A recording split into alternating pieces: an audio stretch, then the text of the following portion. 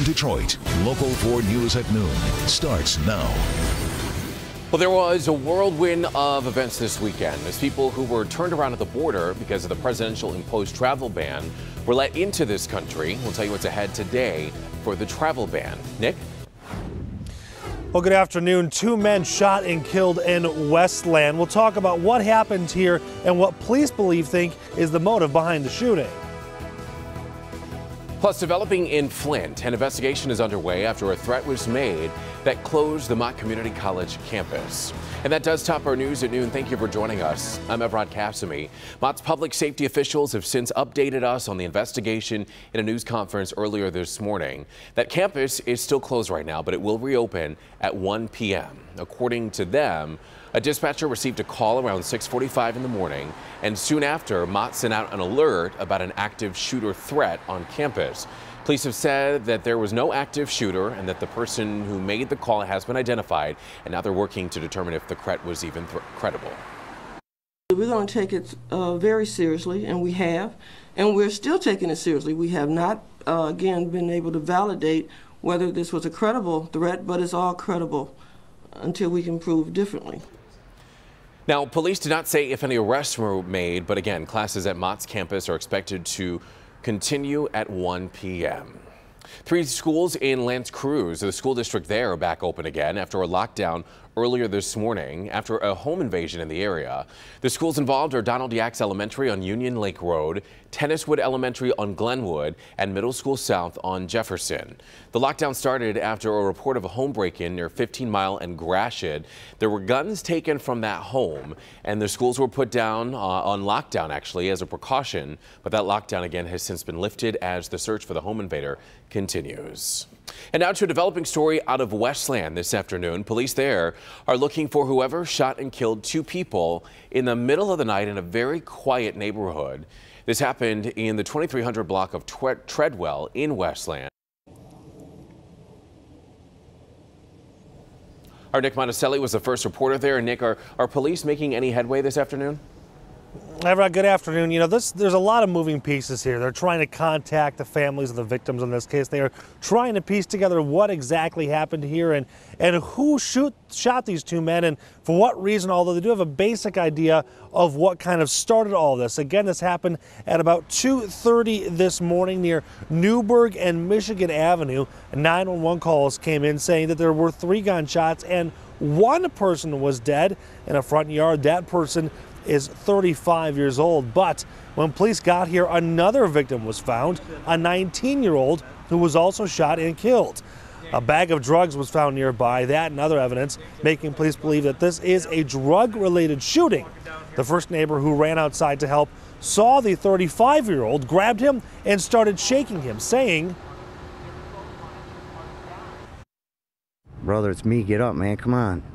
I'm here, stay up, I'm here with you." And he like gasped for air, and then I kept talking to him for a minute. He laid there, and then he kind of like went out. And that neighbor, who obviously did not want to be identified, is shaken up after what happened, seeing that 35-year-old die right in front of him. He said that it was so dark and things were so chaotic, they didn't even notice the other person, that other 19-year-old who was shot and killed. That happened after police got here, and they started walking around to see what else was in that area. So if you saw anything this morning or heard anything suspicious or happen to know anything about the shooting, please call the Westland Police Department. We are live in Westland. Nick Monticelli, Local 4. Alrighty, Nick, thank you. A 6-year-old boy is recovering this afternoon after being hurt in a shooting on Detroit's west side. This was the scene at the home there on Rosemont last night. Police say the boy was in the home with a man and 2 women when the gunman, believed to be an ex-husband of one of those women, showed up and started shooting. Right now, the boy is listed in stable condition as that shooter is on the loose. Turning our attention to politics this afternoon, there were some tearful reunions all around the country this weekend as people who were turned around at the border were finally let into the country. NBC News correspondent Edward Lawrence has more on what's next for the presidential imposed travel ban. Well, good afternoon. Lawyers for Washington State and Minnesota filed this documentation related to the case. Now, in it, it says that reinstating the ban on travel would unleash even more chaos into the system. This appears to be headed for a showdown at the Supreme Court. It's very easy. After working for the U.S. military in Iraq as a translator, waiting on his 2-year approval process, getting a visa, Faroud Sharif and his family finally walked onto U.S. soil. The embassy contacted me and they said, we are sorry and you are able to travel. He had done everything right, but was caught up in the chaotic rollout of the travel ban imposed by President Donald Trump through executive order. Scenes like this played out at airports across the country.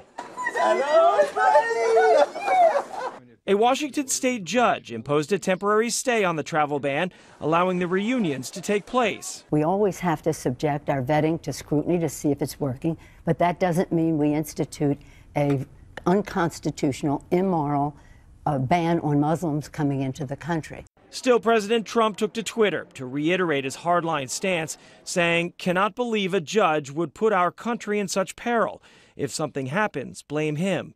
Vice President Mike Pence backed the president up on Meet the Press. We're very confident that we're going to prevail. We'll accomplish the stay and we'll win the case on the merits.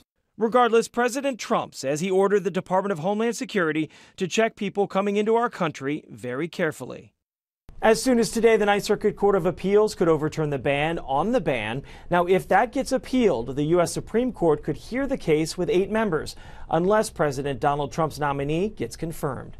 Edward Lawrence, NBC News, Washington.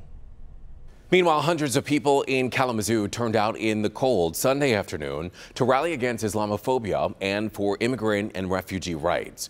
Now, the rally comes amidst this whole political battle over Donald Trump's administration's immigration policies. Many of those demonstrating are students who entered the U.S. illegally as children, but are currently protected by a federal policy that protects them. For those students, the issue is personal. Some of our parents didn't have a future that they wanted, so we are looking forward to have the chance to create the future to become whoever we want to come. Now, several refugees and religious leaders in Kalamazoo joined in that demonstration on Sunday. An Upper Peninsula Republican leader is apologizing now for a Twitter message that led to a lot of considerable condemnation. Reacting to violent property damaging student protests in California against a right-wing speaker, Marquette County Republican Party Secretary Dan Adamini tweeted, "Violent protesters who shut down free speech, time for another Kent State perhaps. One bullet stops a lot of thuggery." Now, 4 protesting students at Kent State University in Ohio, you might remember, were killed by National Guardsmen back in 1970. Adamini now says that his tweet was aimed at preventing violence, and he's sorry that he posted it. Right now, we want to get to some breaking news for you this afternoon about a product recall. Pet food sold here in Michigan is being recalled because of potential contamination. Avanger's dog and cat food is voluntarily recalling a multiple lot of its 12-ounce hunk of beef.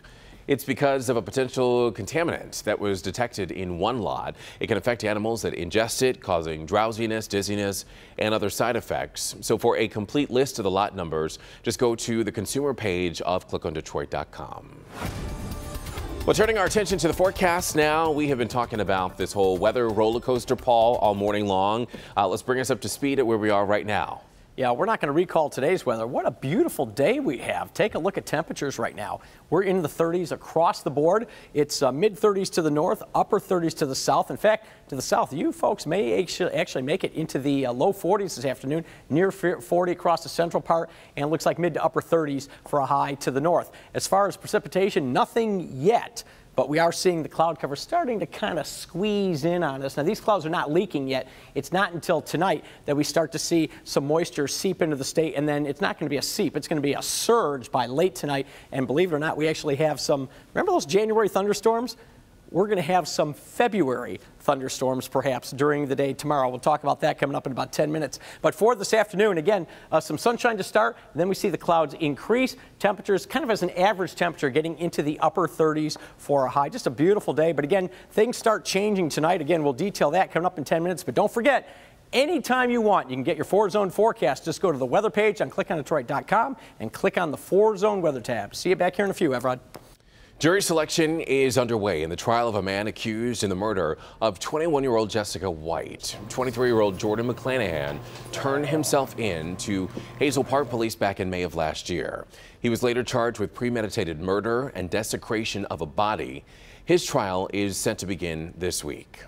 Also today, the woman who was dragged off of that Delta flight at Metro Airport is expected to be arraigned. You might remember this cell phone video capturing the whole incident after the woman was arrested for refusing to leave the aircraft for not complying with boarding and baggage check procedures. This was December of last year. And a heads up for drivers heading downriver. You're going to want to give yourself some extra time commuting home tonight. The southbound lanes of I-75 from Detroit to Southgate closed on Saturday for a massive 2-year construction project that's going to cost nearly $200 million. Now, for the best way to get around this closure, you can go to the traffic page of clickondetroit.com. There's some alternate highways that you can take to avoid all that mess. Still to come, it's a Super Bowl for the ages.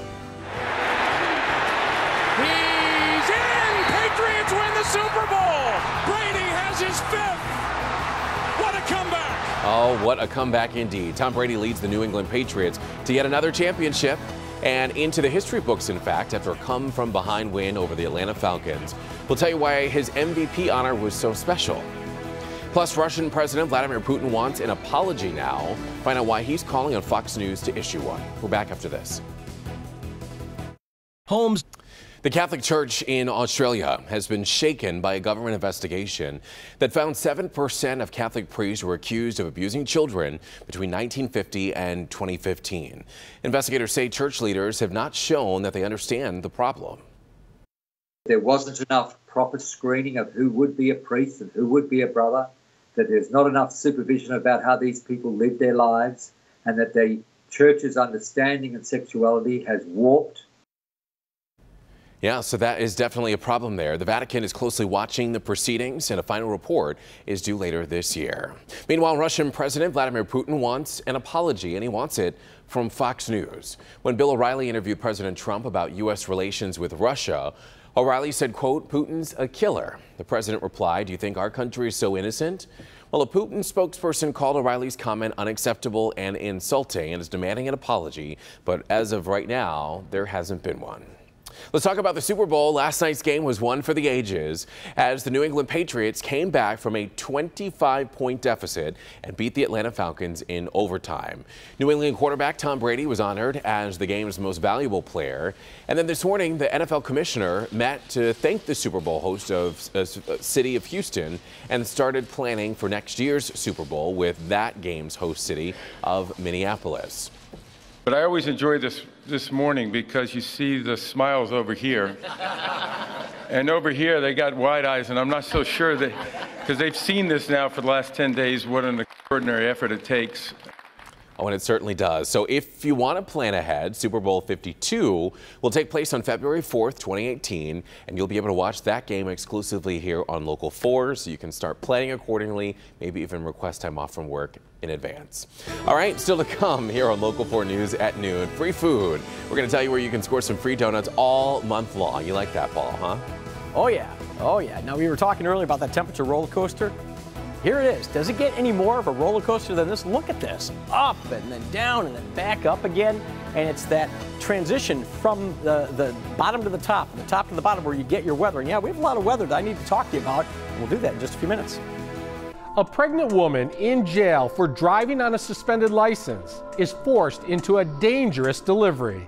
In total shock. I can't believe that, I just had my son a month early on a dirty jail cell floor. An innocent baby born behind bars, the father prevented from witnessing the birth of his son. I didn't get to cut the cord, I didn't get to hold him.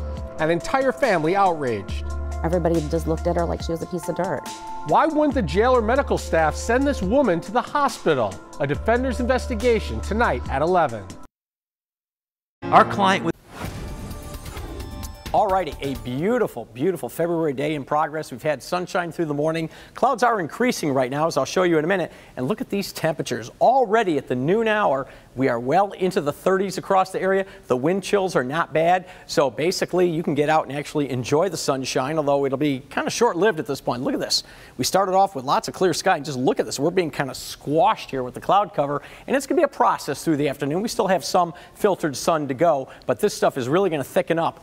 I mean, take a look to the west. I mean, when Ben Bailey gets in this afternoon and starts working on your forecast for Local 4 News at 4, 5, and 6, this is the area he's going to be focusing on right here. Low pressure will be developing here in the plains, and then it's going to move up this way, and it's going to create all kinds of weather for us. So let me just get you right to the computer model. This is new. Just got this into the computer within the past hour and a half or so, and we're going to start with this afternoon. Later in the afternoon, you can see some of this cloud cover that's been kind of increasing, and that will be a process through the evening. Now, let me take you into the late evening hours, 10 o'clock, starting to see little patches of drizzle, isolated, scattered little showers starting to cross the border, and that will continue into the middle of the night. Again, this is scattered and very light, and you notice some little areas of purple there.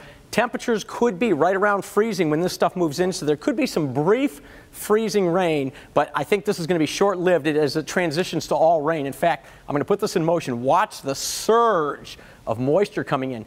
This is your morning rush hour tomorrow. It's going to be a slow one, so just know that it's going to be a slow go tomorrow. There are going to be downpours, maybe some thunderstorms with this, not severe weather, just maybe some thunder and lightning with these downpours. Then we get into this warm sector. Temperatures to the south could actually get into the 50s. Looks like upper 40s or so for the central part of the area, and it looks like low 40s to the north. This cold front comes through tomorrow night. That's the next big change.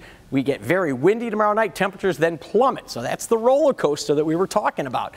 My biggest concern isn't so much the freezing rain tonight, but it's the rain that's going to fall. And take a look in our metro zone here. This is really going to be Fraser's right here. 2/3 of an inch of rain is what we're watching for, and that's going to be similar amounts across the board. Our south zone, about 3/4 of an inch of rain here. Our west zone, kind of tapering to the north, and you'll see in our north zone, it's going to be pretty much the same thing. We have those rainfall amounts tapering to the north, where it's going to be only about 1/4 of an inch. Basically, the forecast for today is going to be essentially the increasing the cloud cover, 39 degrees for the high, and 7-day forecast just shows the roller coaster. We go up, then we go down. Next chance accumulating snow late Friday into Friday night, Evrod.